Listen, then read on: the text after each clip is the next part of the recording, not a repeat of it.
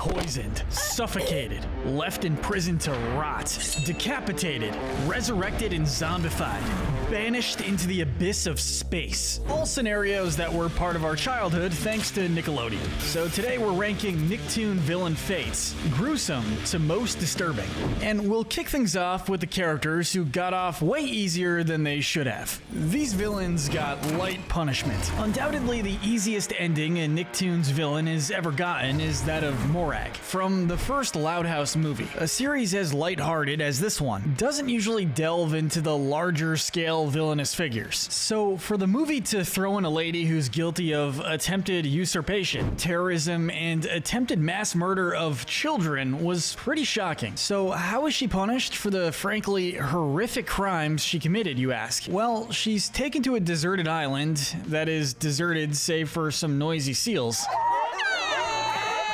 by Layla the Dragon, who she brainwashed to commit all those aforementioned crimes. And now that could be argued as a fitting punishment, but it's a shame that she was swiftly rescued by Angus and re-employed at Loch Loud, this time as a groundskeeper. Sure, she'll be under the constant surveillance of a gigantic dragon, but this woman did enough to get multiple life sentences, or in some states, a free ride in the electric chair. Angus is just way too nice of a guy, but he's still smart enough to keep her under control, which we have to respect. The fact is, she'll be employed and living in relative comfort for the rest of her days, which is a pretty sweet deal for someone who just got done trying to kill 11 kids. If we're gonna talk about characters who got away with child abuse though, we can't avoid talking about Vicky. Admittedly, Vicky doesn't fit the mold of most characters in today's discussion. There's no particular episode where she gets permanent repercussions for her actions. Although there are a few where she gets fired, that's always undone at the end. The most notorious thing about this is the fact that Vicky is guilty of countless acts of child abuse and just basic straight up terrorism as well. Even in later seasons where she barely shows up outside of cameos, it's always to remind us that she's a total psychopath through and through. Despite all this, she rarely faces any consequences. The worst that will happen is her having a bad day because of Timmy's wishes, but since the status quo always returns to normal at some point, we can't really say she's suffered too horribly. Unfortunately, any kid who needs a babysitter will, in fact, suffer horribly as long as she's given free rein. Following Vicky is another kid-hating woman, Coco from Rugrats in Paris. Now, this one is admittedly more ambiguous since we never actually see what happens to Coco following her misdeeds. It's safe to say she lost her job, having been exposed as an underhanded fraud to a huge crowd of people. And while that is pretty bad, it's honestly the bare minimum that she deserves. I mean, she wanted to lie and cheat her way into a loveless marriage so she could get a promotion. So naturally, when that failed, she'd lose the position she already had. Sometimes the simpler a fate is, the crueler it is, though for Coco, she has a lot more cartoonishly brutal fates to compete with. But let's talk about Goldfin. All things considered, Goldfin got dealt a pretty merciful hand. He was definitely the most despicable character in Tales of the Teenage Mutant Ninja Turtles, being willing to betray his entire species, not to mention his two best friends, for a shot at riches. The guy's a scumbag to be sure, but in the end, he managed to seemingly escape any legal repercussions for his actions. And as sad as it was to watch him abandon his friends, it's still a choice he himself decided to make, so there isn't too much sympathy to be had for this guy, sadly. But let's close out this category with Zim from Invader Zim. Considering how Zim's whole goal is to bring doom to the Earth and all its inhabitants, we usually don't feel sorry for him during all the ridiculous ways he fails at every attempt to achieve his goal. From escaping a small UFO convention only to land in a much larger one, to accidentally replacing his brain with a rubber piggy.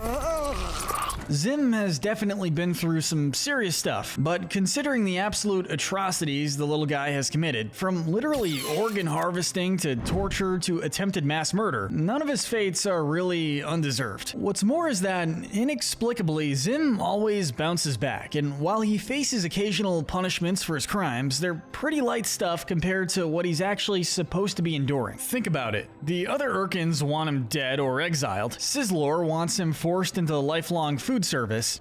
No. Nobody escapes from Sizzlor. And Dib wants to expose and potentially have him dissected, all of which would be horrific endings for the little invader. My master's in trouble! With that in mind, I'm sure getting maimed every couple of episodes sounds quite preferable in comparison. He also has to deal with Gur as a coworker, which, yeah, that's probably pretty brutal. I love Gur, don't get me wrong, I just wouldn't want him in charge of any of my equipment. But with that, let's move on to the characters who faced more official comeuppance for their crimes. These are the villains who faced some sort of legal repercussion. Bill Bluff, the richest man in Bluffington, is first up. While he's never a full-on villain, except for in the movie, Bill here was always arrogant and willing to put others down if it meant getting ahead in life. If you're willing to count the Doug movie in today's discussion, and we are, then you have to take into account that he was also willing to dump a large enough amount of pollution to turn a lizard into this blue version of Barney, I guess. He was also willing to kill that monster through any means necessary, child endangerment included, if it meant covering his own tracks. Thankfully, when his daughter rightfully calls him out on his scummy plan, he decides to make a public statement to stop his pollution, and even volunteers to clean up the very lake he soiled. It's the bare minimum, sure, and this is more like a case of him escaping legal trouble than anything else. But Bill Bluff doesn't seem like the type of guy to do volunteer work if he isn't being forced to. As a result, this one still counts as a pretty significant and basically unavoidable punishment. From one character who got a shot at redemption to another, Kavira from Legend of Korra is up next, and I'm sure that description probably turned a few heads.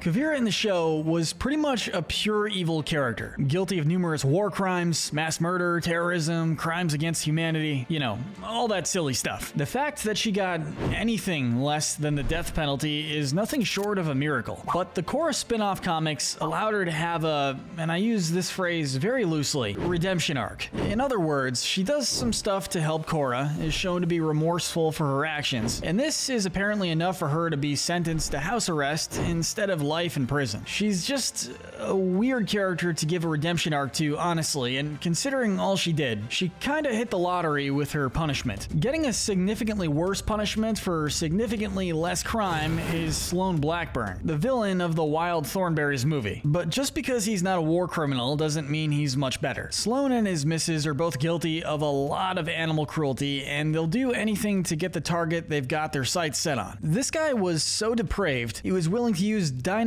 explosions to scare off some elephants into running into an electric fence. That's the kind of plan that makes Scar from The Lion King look like a minor inconvenience to the jungle at most. Attempting mass murder against an endangered species and proceeding to throw the child who saved them into a waterfall wouldn't make any jury very sympathetic towards him. Not to mention that he's gonna be separated by his wife, who he actually seems to love. I guess everybody has their good side, right? Now, let's talk about a character we actually wanted to see redeem herself, Azula. Look, I know she's a divisive character, but come on. Seeing that absolute mental breakdown she had after her loss against Zuko and Katara was pretty brutal. That's the look of a girl who's totally lost it, all because she didn't have a tea-loving uncle to mentor her. Well, I guess she technically did, actually. But in any case, Azula still deserved some comeuppance for her actions, and being admitted to a mental hospital after the events of the series was pretty much the only fate fitting for her. Even when she strong-armed Zuko into taking her along on one of his missions, she was still under the Fire Lord and the Avatar's supervision, which means it's unlikely Azula will ever be able to act with total freedom again.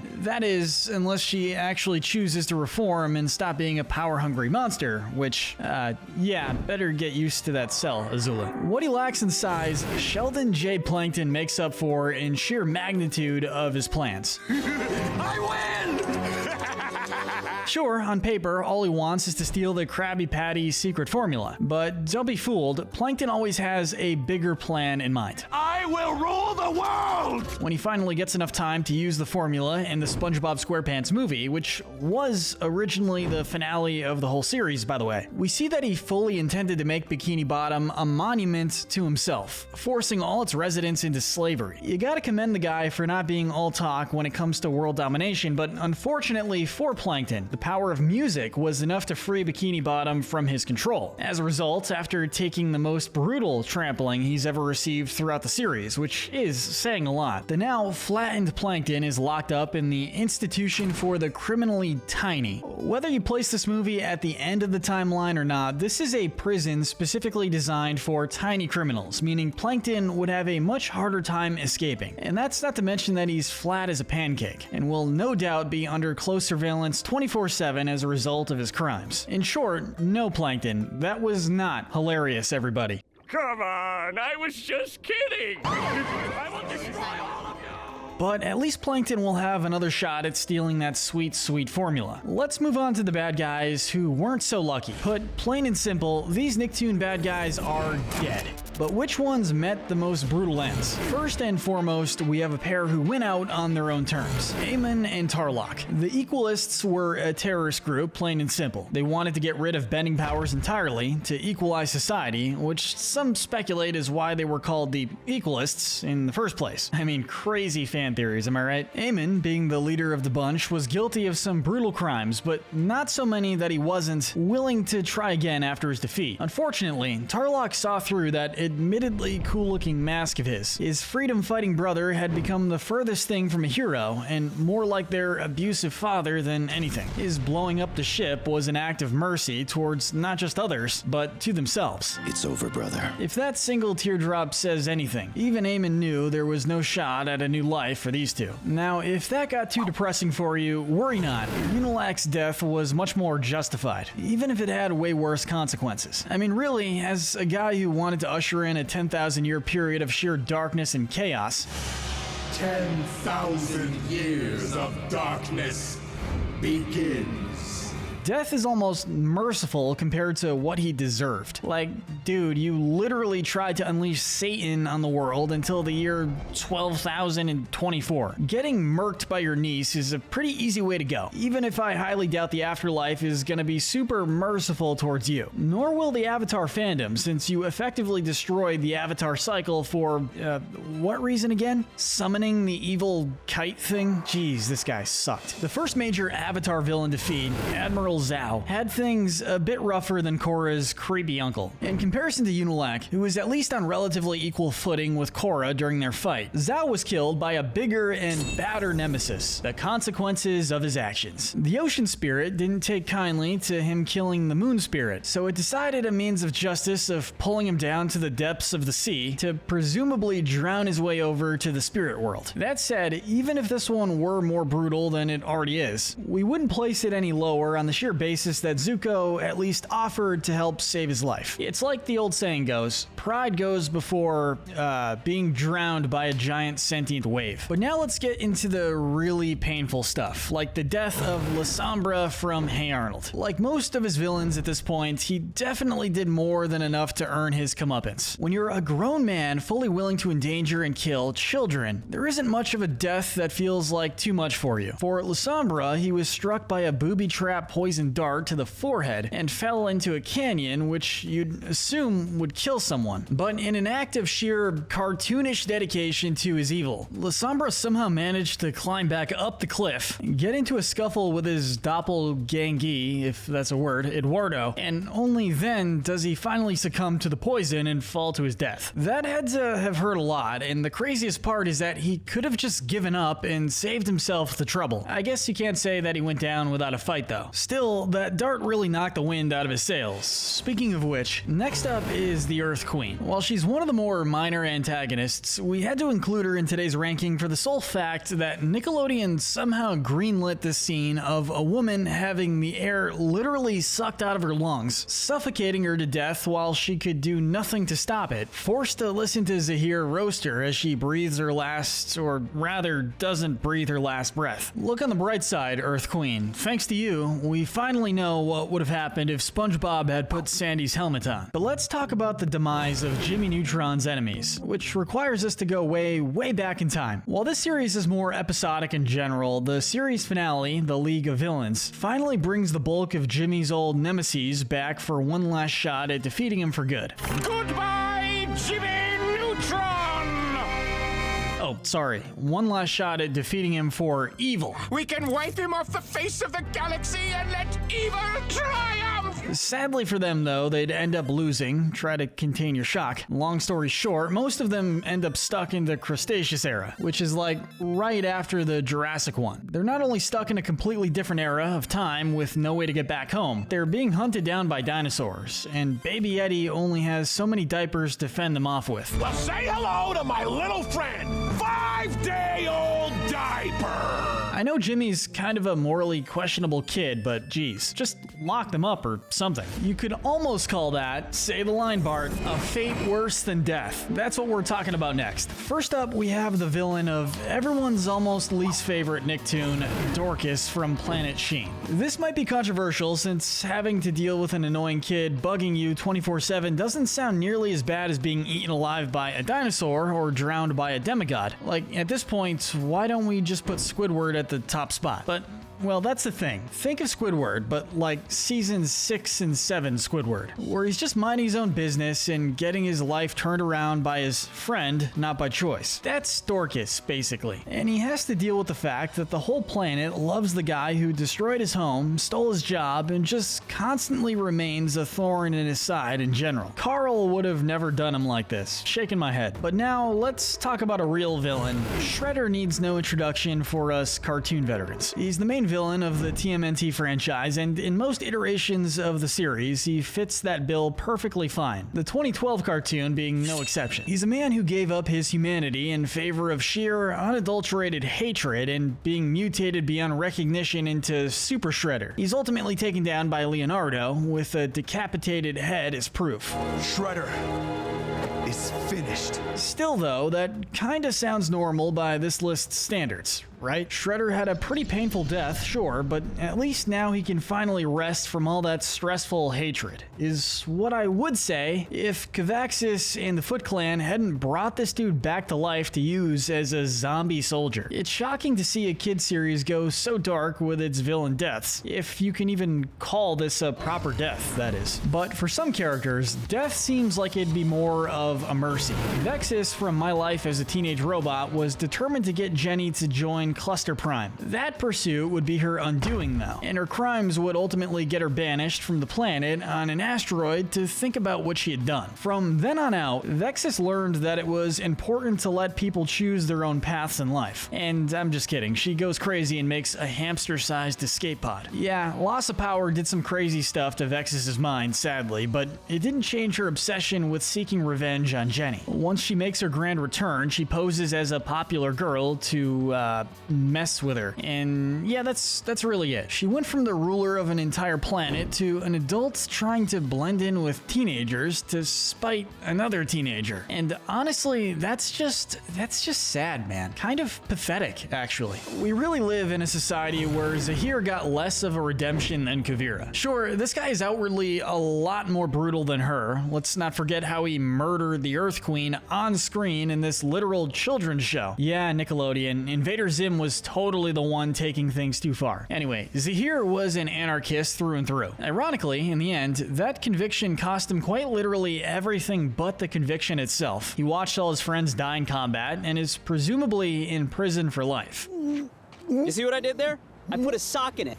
Literally. With his last on-screen action being to help Korra overcome her trauma so she can defeat Kavira. If nothing else, he showed some semblance of humanity in that moment. And while he didn't fully redeem himself, he at least went out with one decent deed. With that though, we've reached the bottom 3 for the most brutal villain demises in Nicktoons history. So let's talk about the leaders of the Urkin Empire, the almighty tallest. Now look, as evil as Zim is, we can't be the only ones who always wanted the tallest to get some payback for how they treated him, right? Not to mention how they treated literally every other Urkin, seeing them as all beneath them. That very arrogance would be their downfall, as their refusal to turn their ship under any circumstance would lead them right into the Florpus hole. Why are you so negative?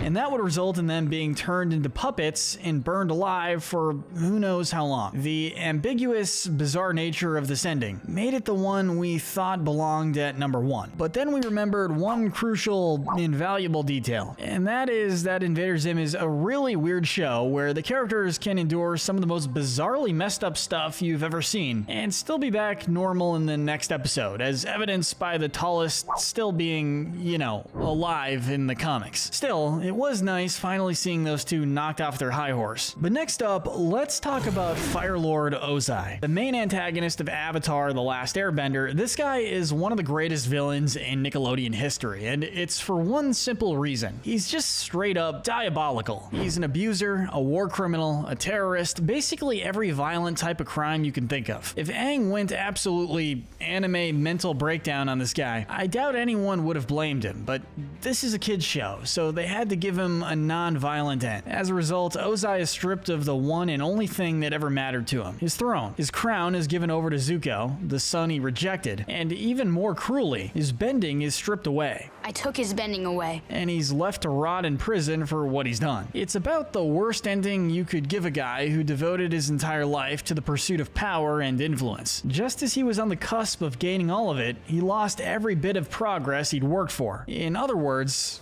good job, Aang. But while this may be controversial, there's one Nicktoons villain we think had an even rougher finale than Ozai. We're giving the gold medal of brutality to Vlad Plasmius from Danny Phantom. Similarly to Ozai, Vlad lost everything in his ruthless pursuit of power. His resentment of Jack for accidentally turning him into the ghostly monster he was made him blind to everything else, and in the end, he blackmailed the world into giving him $500 billion and world rulership in exchange for saving the planet from a disastrous asteroid known as the Disasteroid. After he reveals his resentment towards Jack and threatens to steal his wife, emphasis on steal because Vlad does not respect women, he finds out to his horror that the comet doesn't respond to ghost energy. As a result, having burned bridges with the one friend he had left, Vlad was abandoned in space to float on a rock in solitude forever. At best, mind you, he'd be given a merciful ending by getting crushed by a giant space rock. At worst, he'd spend years in loneliness, and if some 10 years later art by Butch Hartman was any indication, potentially get held captive as a slave by some aliens. On top of all this, unlike Ozai, Vlad was once a somewhat okay person, or at least not a complete monster. He let hatred totally consume his humanity to the point where he ended up completely and utterly alone in the world, with only the cold yet bittersweet release of death to look forward to. Coming up next, Fanboy and Chum Chum, only on Nicktoons.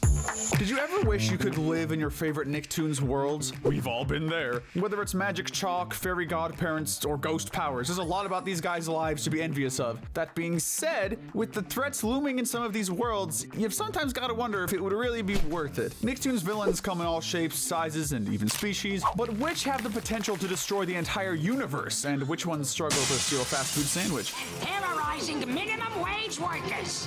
Boom. I'm Keefe Nossi with Wicked Binge, and this is Nicktoons Villains, Weak to Powerful. We're kicking things off with the antagonists who just barely qualify as villains, and don't pose much of a threat. These are the D-tier villains. Taking home a pretty easy last place position is Angelica Pickles from Rugrats. This shouldn't be any surprise, considering that Angelica is, a toddler. She's a 3-year-old child, and as a result, she doesn't have any particularly impressive skills on a physical or intellectual level. That's not to say Angelica doesn't have any strengths, though. For a toddler, she has an impressive capability to manipulate the adults around her to get what she wants. Like in the Rugrats in Paris movie, where she manipulated Coco into giving her a float in the parade in exchange for trying to get Chaz to marry her.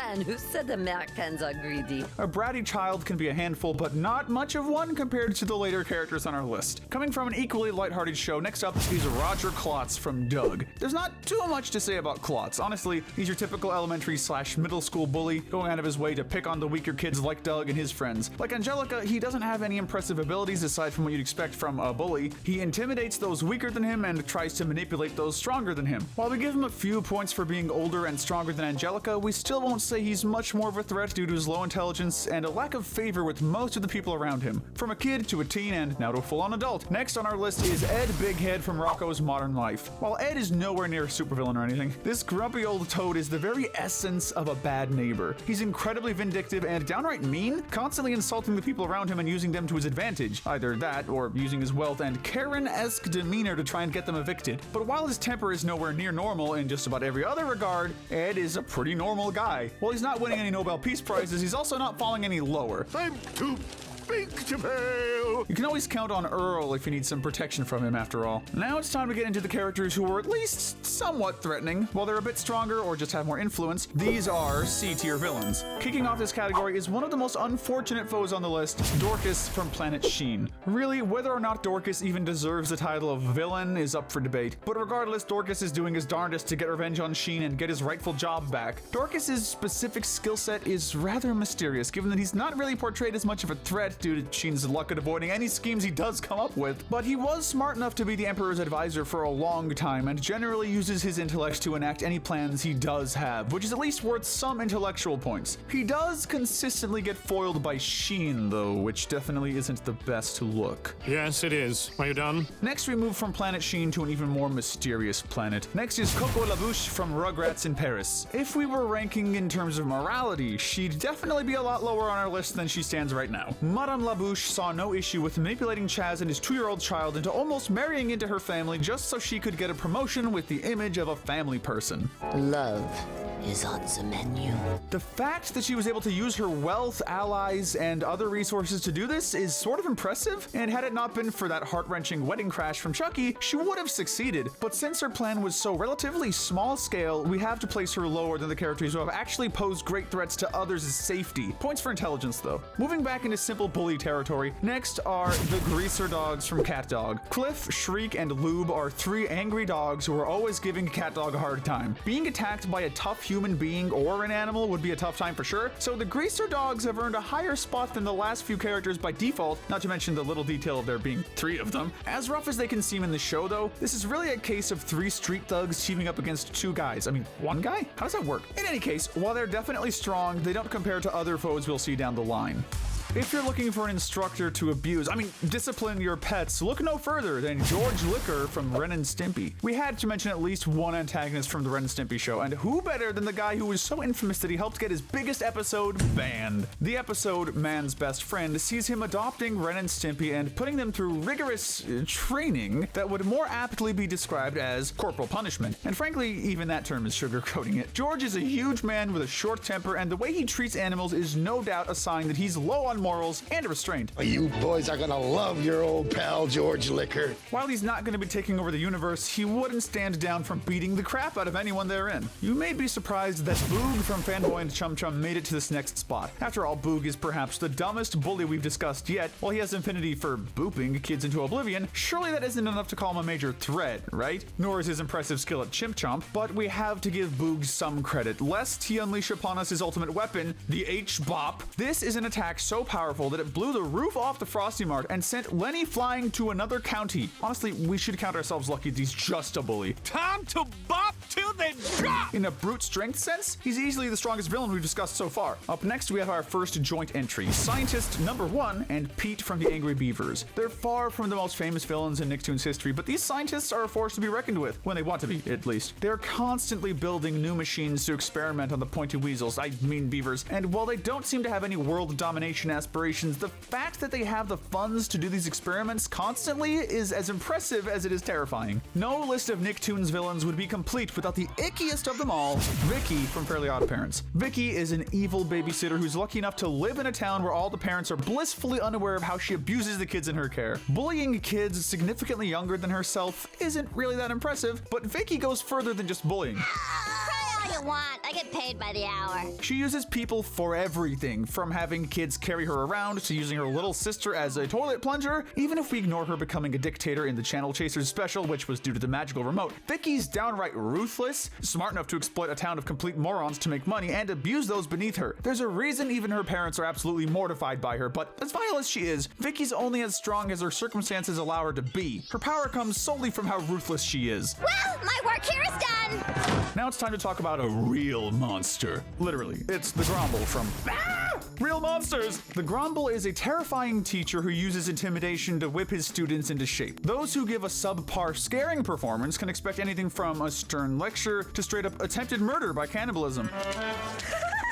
When you're a monster who even freaks out most of the other monsters, you know you've made it big, which makes it all the more terrifying that he isn't even halfway down our list. There are plenty of characters who are even more monstrous, like Earl from Rocko's Modern Life. It's been said that there's no such thing as a bad dog, and as nice of a sentiment as that is, you can't subscribe to it if you've met Earl. He's been around since the pilot, and while he doesn't appear super often, Earl is an absolute menace to society. We're not saying that lightly either. Earl has made an enemy out of pretty much everyone in O-Town, except for Bev Bighead. Earl will attack first and ask questions later, and he's all out of questions. In the pilot episode, he even almost succeeded in eating Spunky in one bite. This dog means business. Even being sent to another planet isn't enough to keep Earl away from society. Speaking of not being easy to beat, next up is Dennis from the original SpongeBob movie. One of the few antagonists in the SpongeBob universe who makes Plankton look almost pleasant in comparison. Dennis is a ruthless bounty hunter who hunts SpongeBob and Patrick down throughout the second and third acts of the movie. He can punch with enough force to send a burly thug flying into a tugboat, sinking said tugboat down in the process. And that's not all. With his spiky cleats, anything is possible, except survival. Of course, Dennis is held back by Bigger Boot and manages to live through being crushed by the giant Cyclops. This shows some impressive defense on top of his offense, making him one of the scariest characters so far in terms of brute strength. And rounding out this category is La Sombra from Hey Arnold. While Hey Arnold is usually a pretty lighthearted show, La Sombra clearly did not get that memo. This treasure-hunting jungle pirate is as deadly as he is treacherous. Like Vicky, he has no issue hurting innocent people and even kids, even taking great pleasure in it. Eduardo La Sombra. Abraham Lincoln, Frida Kahlo. Easy. Yeah. But La Sombra always has a bigger goal in mind, which makes him an even scarier threat. La Sombra has incredible foresight, always planning several steps ahead for whatever obstacles he predicts might get in the way of his goals. This goes hand in hand with his intense determination, which has manifested itself in his body fighting off the effects of a deadly poison. He's a master of manipulation and disguise, and coupled with his total lack of morality, this makes him a force to be reckoned with in just about any situation. Alright, now you could say we're moving on to the real villains of the list. They probably won't take over the whole world, but they'll definitely leave a mark in at least a city or two. These are the B-tier villains. Kicking off this category is Morag from the Loud House movie. Despite her appearance, Morag isn't a witch, but rather a housekeeper who grows so annoyed with the Loud family that she takes control of the Dragonstone to use Leela the Dragon as a puppet to try and become the Duchess by force. While Morag herself isn't too intimidating, the fact that she was able to both get her hands on the Dragonstone and use it pretty effectively is fairly impressive. Next up is Squall from Chalk Zone. Despite what that insanely hard theme song would have you think, Chalk Zone is one of Nickelodeon's most lighthearted series, which is why Squirrel is such a standout bad guy for the ensemble cast. An amalgamation made by other kids who took Rudy's magic chalk, Squirrel resents his creator for how ugly he is and often manipulates him and the rest of the citizens of Chalk Zone to try and take over with the magic chalk. Since he's only a threat to Chalk Zone, whose only consistent human guests are Penny and Rudy, we wouldn't put him in this category. That is, if it weren't for the episode Squirrel's Brain. In this episode, he invents a working human brain that can hypnotize the entire population of Chalk Zone and lure them into a pit with the threat of burying them in rice pudding. Even though the brain turns on him, the fact that Squirrel just casually created sentient life and temporarily enslaved an entire dimension is actually terrifying. A great creator. That's right. Even if that dimension is made of drawings, wonder how a Doodlebob Scrawl team up would go. Creeping into the next spot is the Chameleon from Tough Puppy. The Chameleon is one of the simplest villains on our list in terms of power. With his bodysuit, he's able to not just blend in with the environment around him, but also transform into people and objects with ease. Hey, Roomies! What are you doing? This obviously makes Chameleon a master of disguise already, but tack on his versatile movement, being able to crawl on walls and fight on par with Kitty Catswell, and you've got a foe who's a force to be reckoned with. Computer robot, a rocket launcher, some kind of spooky jelly-like blob. It's no wonder he gives Tough so much trouble, but not quite as much as the brilliant leader of Doom, Verminius Snaptrap from Tough Puppy. Okay, maybe brilliant isn't the right word, but don't go thinking Snaptrap is just a small-scale threat. He's intimidating enough to have practically unquestioned loyalty from his minions, even though he frequently abuses them for seemingly no reason, especially Larry. Poor Larry. Yellow! Yes, is I am Stinky there? I am Stinky? You sure are! Snaptrap is chaotic evil incarnate, and while he's not the smartest villain on our list, he's managed to enact some pretty heinous plans, like nearly launching all of Petropolis into the sun, for instance. His power isn't quite enough to get him any higher, as some characters later down the line even make Snaptrap's chaos look totally normal. But he gets an A for effort, in the B tier, granted. Following a similar vein is another evil organization leader, Glowface from the X's. This was one of Nickelodeon's most obscure cartoons, so it's no surprise that this villain followed suit. The best way we can think of to describe Glowface is that, like Snaptrap, his plans are often impulsive and even downright stupid. He's just a little more of a serious threat. From science to magic, up next is Mr. Denzel Crocker from the Fairly Odd Parents. While Vicky sometimes found herself becoming a larger scale villain due to Cosmo and Wanda's magic, Crocker was actively seeking out said magic to use for his own devices. While he always fails miserably, there have been some times where he's come dangerously close to capturing the fairies with his various gadgets used to track them down. Crocker was at his scariest in the two-part special Abracatastrophe, where he manages to capture Wanda and use her alongside Timmy's magical wishing muffin to take over the world with rule-free wishes. If it weren't for the fact that he was using someone else's power to achieve this, we'd give him even more points, but the fact that Crocker was able to deliberately pull this off is nothing short of amazing. Night, night, crazy guy. Another evil scientist is next, Professor Finbar Calamitous from Jimmy Neutron Boy Genius. He may not be able to finish any of his inventions, but, where were we going with that? Anyway, Calamitous is a brilliant scientist who's come up with a ton of inventions that have nearly left Retroville in shambles. Calamitous is no joke, and we're giving him the slight upper hand over Crocker since he's a little bit less crazy and doesn't rely on magic for his world domination schemes. You weren't watching the neutron detector. Friendship over. But given that aforementioned quirk of his, he's never quite been able to reach his full potential, which keeps us from putting him any higher up. Rounding out this category is Azula from Avatar: The Last Airbender. The princess of the Fire Nation, Azula is a firebending prodigy who's been sculpted into a war machine since her childhood by her father. You don't see the family resemblance? She holds great influence over the Fire Nation, being skilled enough to use both fire and lightning to her advantage. Azula also displays very high intelligence and is able to easily get whatever information or alliances she needs from others just using either charisma or intimidation. It took the skills of Katara and Zuko in tandem to ultimately defeat her, and that was when she'd already been having a mental breakdown. But anyone would probably have a mental breakdown if they had to face off against these next characters. These are the A-tier villains. When it comes to serious villains, few are as intimidating as Amon from The Legend of Korra, especially for season 1. Although he's the first of many villains in the series, Amon is no small-scale threat. In the world of Avatar, benders hold extreme power, so having the ability to remove a person's bending abilities is impressive on another level. This alone gives Amon a lot of points, and he's only made more threatening by his eloquent speaking skills, which allow him to intimidate allies to follow orders and enemies to submit to them. Not to mention he's a highly skilled waterbender to boot. I believe he is about to electrocute me. I am currently wetting my pants. While you could argue that his desire for a just, equal society is a noble cause, the way he goes about it makes him an undeniable tyrant who has the capacity to handicap much of the world's population. We're going ghost for this next entry. It's Skulker from Danny Phantom. He may only be the secondary antagonist of the series as a whole, but Skulker is not a threat to be taken lightly. He has all the powers you'd expect from a ghost, like invisibility, flight, and the ability to phase through objects with ease, but due to his small size, he prefers to use a giant battlesuit equipped with various weapons like ectoplasmic nets and slime that can bind his opponents. It was tough limiting how many of Danny's ghostly enemies to use on our list, but we chose Skulker because of how darn persistent he was in chasing Danny. As a collector of rare items and creatures, he's even able to use his collection against future victims. Even, dare I speak his name, the mighty Box Ghost? Beware! Beware! Who's so terrifyingly powerful we actually disqualified him from the list because we wanted to give the smaller threats a chance to shine. Not twice! While his regular form is the furthest thing from a villain, Duty Mode Gur from Invader Zim is a force to be reckoned with. In the episode, Gur goes crazy and stuff, Zim decides to lock Gur into duty mode. Yes, sir!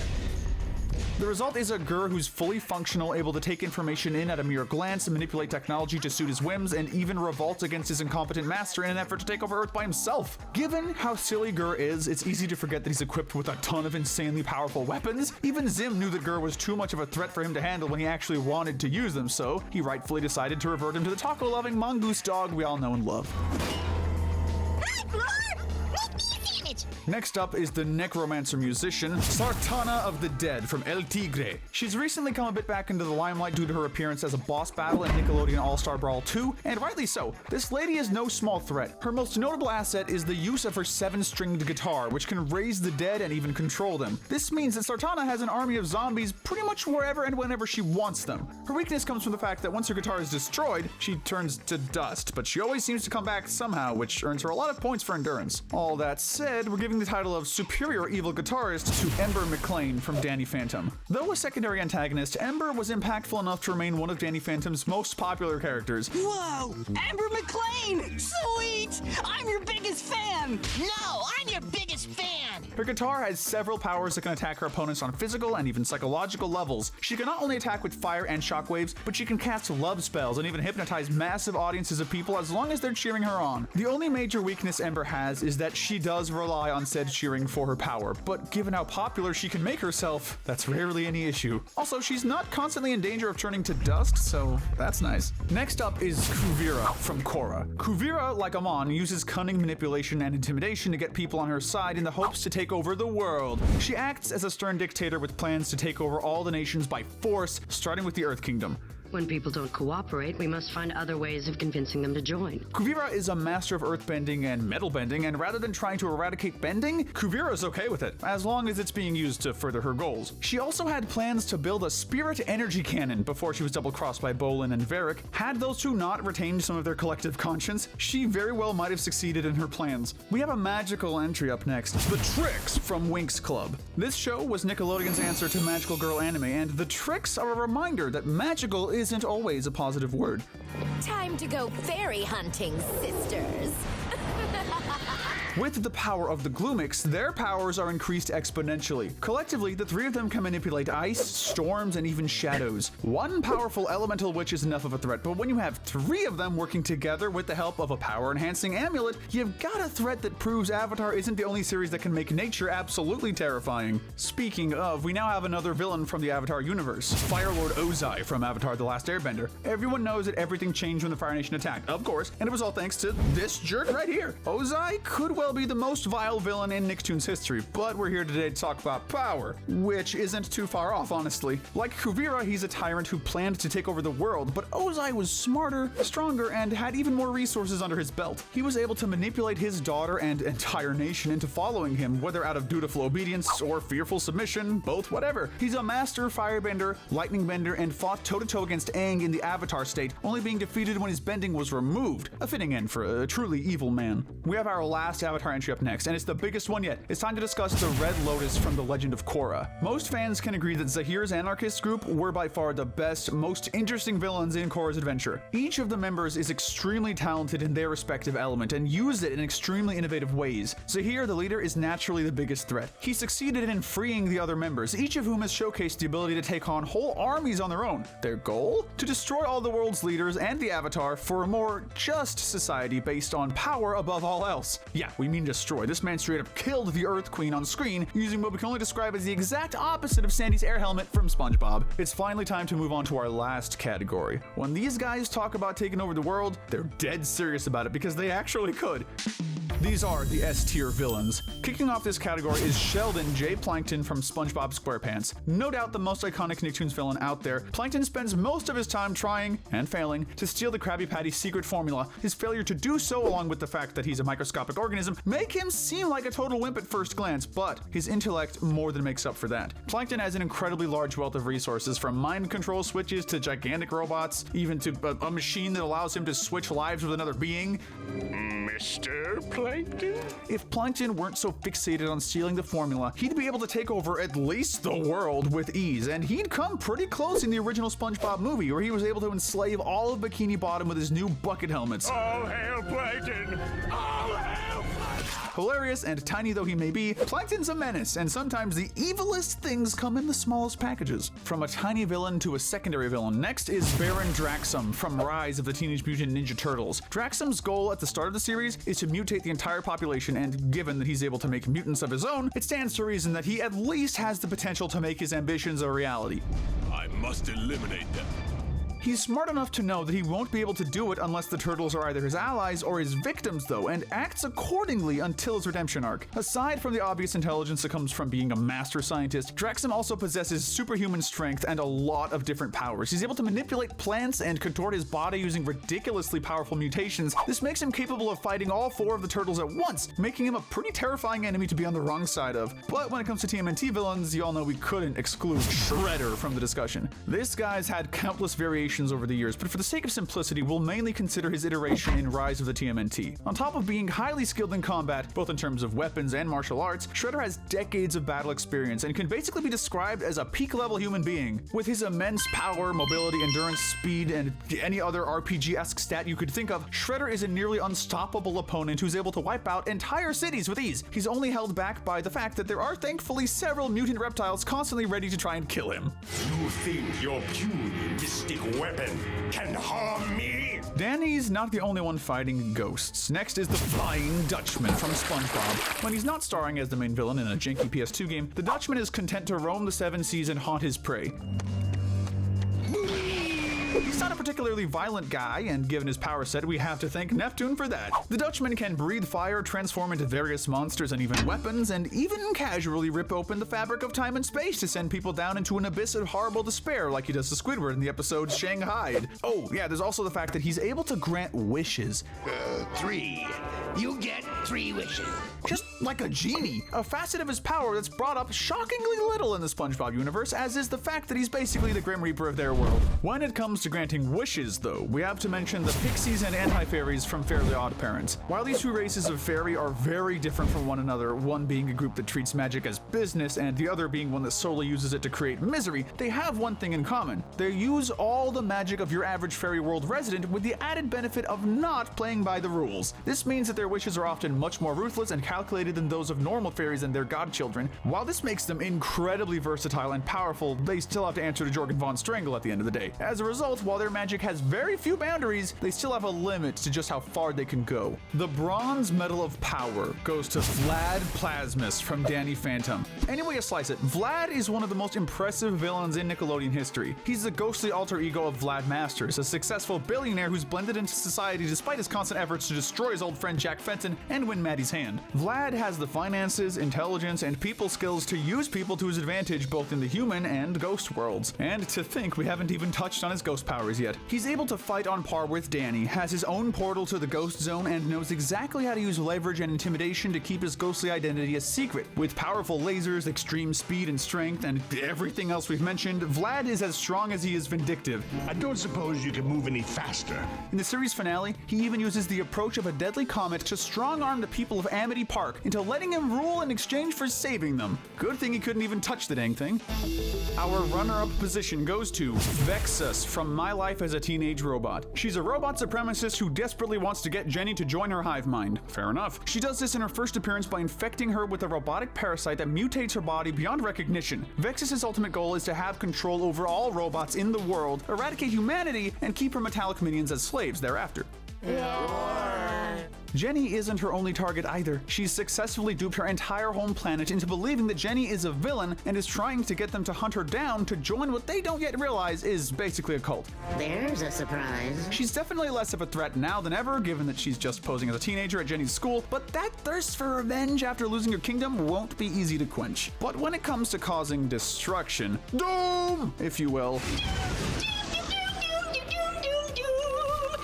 we have to give the gold medal of power to Zim from Invader Zim. To justify his #1 placement, let's go through a short list of the many powerful feats Zim has under his belt. His name is Zim. He transported the Earth directly into the path of the Tallest, creating a florpus hole that distorted the reality and could have easily destroyed it once it made contact. He has the power to transport people and objects through time and space and uses it for some nefarious purposes, whether that's sabotaging Dib's life and ultimately killing him in Bad Bad Rubber Piggy or stealing organs from kids at school in Dark Harvest. He has a massive arsenal of Earth-destroying weaponry and has the help of both Gur and the almighty Mini-Moose on his side. You get the idea. Many of Zim's destructive feats are less intentional and more of a side effect of his chaos chaotic, incompetent personality, but it's that very incompetence that makes him our #1 choice. While the last few characters have all shown capability to at least come close to destroying the Earth, Zim has caused worldwide natural disasters in multiple episodes, casually killed hundreds if not thousands of people, both human and Urkin, and most terrifying of all, has absolutely no idea what he's doing 99% of the time. He's like, what would happen if you gave a rambunctious toddler a brick of cocaine, access to every military resource in the US, and told him to just go nuts? Zim is terrifying, and as hilarious as he can be on screen, there's no doubt that Earth would be doomed if he were ever really sent here, intentionally or not. If the numerous adult joke videos we've made haven't convinced you already, Nickelodeon wasn't quite as innocent as we'd believed. And no, we're not talking about the actual crimes and scandals that have gone on behind those green slime-covered doors. I should have known. I'm Keefe Nossi with Wicked Binge, and today we're talking 90s Nicktoons censorship. The good, the bad, and the what? Now here's your fair warning that this video is not for babies, unless you're the Rugrats, of course. I guess we can't spoil what you've already been through. The unaired pilot. While not censored in the traditional sense, there was a pilot episode in 1990 that wasn't released until the 10-year anniversary DVD release, Decade in Diapers. This pilot was called Tommy Pickles and the Great White Thing, and it followed Tommy on an adventure to discover what the toilet in his grandpa's bathroom was. There's a big white thing in there. What is it? Interestingly, this pilot's team featured several animators from other projects like The Simpsons and Aeon Flux. Two projects very different from the Rugrats. Also, the animation is weirdly good. Like, for a 1990 cartoon, this is ridiculously fluid and well drawn in general. The Lost episodes. At the risk of sounding like a 2010s creepypasta commentary, there are some concepts for Rugrats episodes that never got their time to shine. The fan site Rugrat Online goes into detail on about at least 15 unaired episodes, and other websites list upwards of 30. Most of these we obviously can't give you concrete evidence for, but the sheer variety of them, alongside how realistic their synopses tended to be, makes them worth talking about. Some episodes were simply deemed redundant. The aforementioned fan site lists episodes called Client Dinner and Glasberg's Polynesian Restaurant. They're suspected to have been scrapped due to other episodes revolving around fancy dinners already existing, such as Waiter, There's a Baby in My Soup, or Dummy Bear Dinner Disaster. Others just didn't seem all that interesting, like Rear Crib Slat, which sees the babies being afraid of their cribs for some reason. Well, I mean, come on guys, you could have done something with that. Maybe the slat looked like a ghost, or even the terrifying Robo-Snail.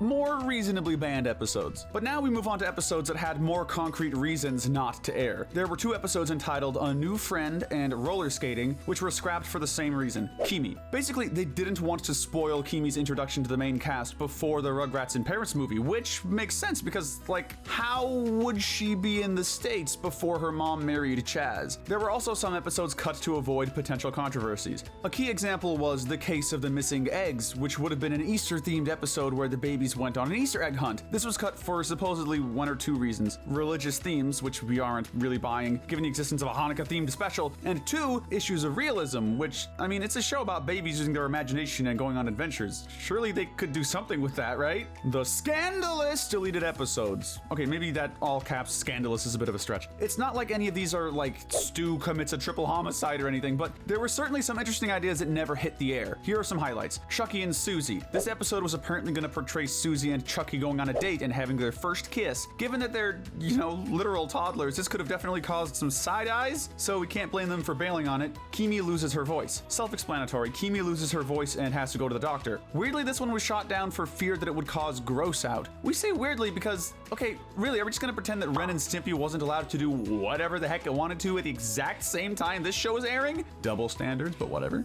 Something came out of my butt!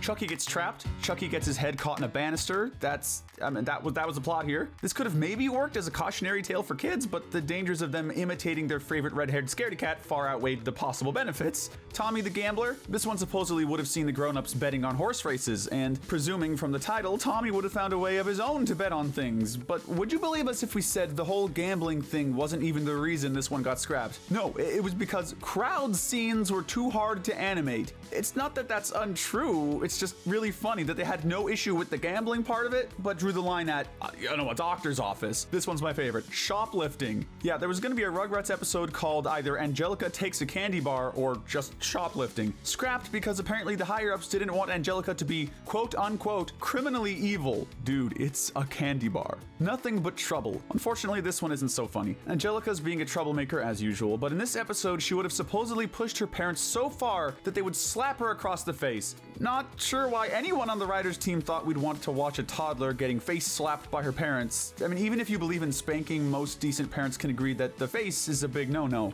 Okay, back to the funny. Well, maybe not so funny for this one. To end the Rugrats section, we move on to a little story called Incredible. No, this isn't a crossover where they babysit little Jack Jack. Rather, this is what's called a storyboard jam. It's like a game of telephone, but with storyboards and a group of presumably frustrated kids show writers. The one page that's been leaked portrays Tommy bringing Angelica a cup of juice, which is made of fully natural ingredients, aka dog food, and Drano. Angelica is saved by Stu, who ends up drinking it to remind Tommy who the alpha male is. His words, not ours. While Tommy has a seizure, Stu's forceful actions gain the terrified admiration of little Angelica, who Stu promises will become Daddy's little girl one day. And let us thank our hero Reptar that this is all that remains. There are supposedly 2 more pages that got way worse, but they're said to have been destroyed. And you know what? We're glad they are. That's one piece of lost media that should just stay lost. But now it's time to get to the far more controversial of the main 90s Nicktoons, the Ren and Stimpy show. Unlike Rugrats, Ren and Stimpy doesn't seem to have a ton of unaired episode concepts. Instead, many episodes were censored or outright banned, and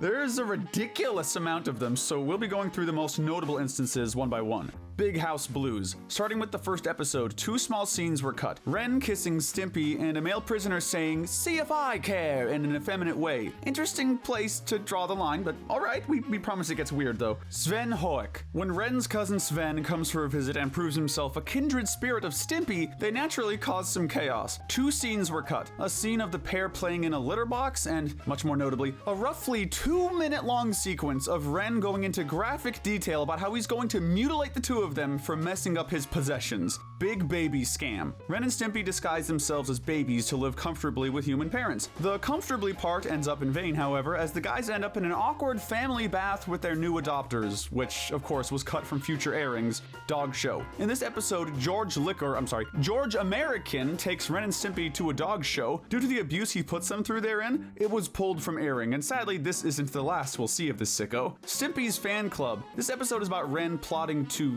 literally murder Stimpy over him getting more fan mail. You guessed it, pulled from airings. Out West. In one deleted scene, Abner and Ewald tied nooses around their necks and said, "Y'all bring the kids now, you hear?" We're gonna counter that advice and say you might not want to bring the kids. Powdered Toast Man. A scene of good old PT Man burning the Constitution and the Bill of Rights was banned in the USA, but not in international airings, nor on DVDs. I guess not everyone wants to say Good Morning USA. A visit to Anthony. In what's honestly one of the most clever episodes in the series, the very first fan to write a letter to the show, Anthony, was invited to voice himself as he wins the contest to meet the titular duo. This one was mainly banned due to financial issues, since Nick would have to constantly be paying Anthony royalties for his voice acting. No!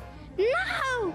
Man, why would his dad want to prevent that? Son of Stimpy. When his son runs away, Stimpy approaches the police to ask if they've seen him, which leads to him being callously kicked out. This scene was banned, presumably for making the police look bad. Huh. Alright, yeah, we're not even gonna dignify that one with a response. The Royal Canadian Kilted Yaxmen. In this episode, they almost managed to slip the word hell into the anthem, but it was censored with a fart noise for obvious reasons. Man's Best Friend. This is arguably the series' most infamous case of censorship. Man's Best Friend sees the return of George Liquor American as he adopts Ren and Stimpy to train as guard dogs. This episode was pulled for being extremely violent, not just because of the animal abuse, but even more so due to the severe beating Ren gives George later on, deserved though it may have been. There's also a cigar joke, but call us crazy, we think the animal abuse is a little bit more of an issue. Circus Midgets. This one was pulled due to the name. They prefer the term little people, or so we hear, I don't know. Jiminy Lummox. In one scene, Mr. Pipe drinks polluted water, leading to his hands melting off. This was deleted for reckless behavior, but we hope the whole melting hands thing would be enough for kids to not mimic this. road apples. Scenes of Stimpy being run over, Ren being eaten by a vulture, and the two of them having bubbling sunburns on their backs were cut. Seriously, how did they actually get this show to air? Farmhands. There was supposedly a blink and you miss it scene where Ren flips the middle finger. Ren's retirement. When Ren turns 10, that is 70 in dog years about, he goes insane and basically starts to plan for his own death. The morbid concept got this episode pulled. Eat my cookies / Ren's bitter half. Apparently, these episodes were both banned because of allusions to communism. Not in our America. A communist! Ow!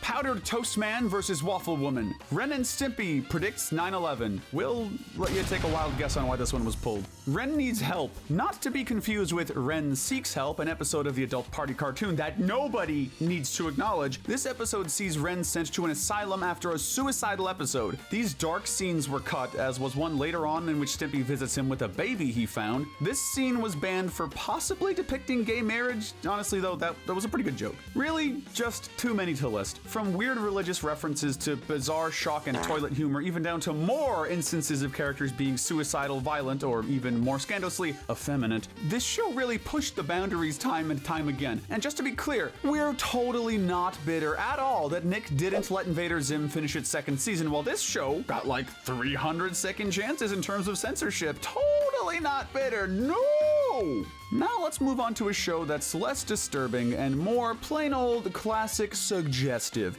Rocko's Modern Life. I don't think she's gonna call Hef. In the episode The Good, the Bad, and the Wallaby, a deleted scene shows Heifer having a very pleasant experience with a milking machine. Since male cows don't have udders, we'd have to recommend that milk be disposed of immediately. All night? Rocko and Heifer go on a road trip and need a place to stay, and their best bet is the No-Tell Motel. The front desk clerk tells them that there's a room available due to a premature departure. Oh, we have premature departure! And when Rocko says they'll be staying for the night, he's both shocked and impressed by the implications. This scene was censored on a lot of future airings, including on Paramount Plus. A very bad day. In one deleted scene from Hut Sut Raw, Rocko picks some berries off a big purple bush, which is followed by him screaming and a purple bear running in pain holding his crotch area. Censored for obvious reasons. Man, we hope that poor guy's okay. Leapfrogs. Finally, another full episode ban situation. In this episode, Mrs. Big Head feels neglected by her husband, so she tries to seduce a very uncomfortable Rocko. The themes of infidelity and just the dirty humor in general gave this episode the boot. Just plain pulled. The episode Jet Scream was pulled after the 9/11 terrorist attacks in the USA. This isn't due to any weirdly aged jokes or anything. It's just an episode about Rocko and Heifer flying on a plane with plenty of jokes about how crazy airport security could be. Oh, don't worry, Rocko. It got worse.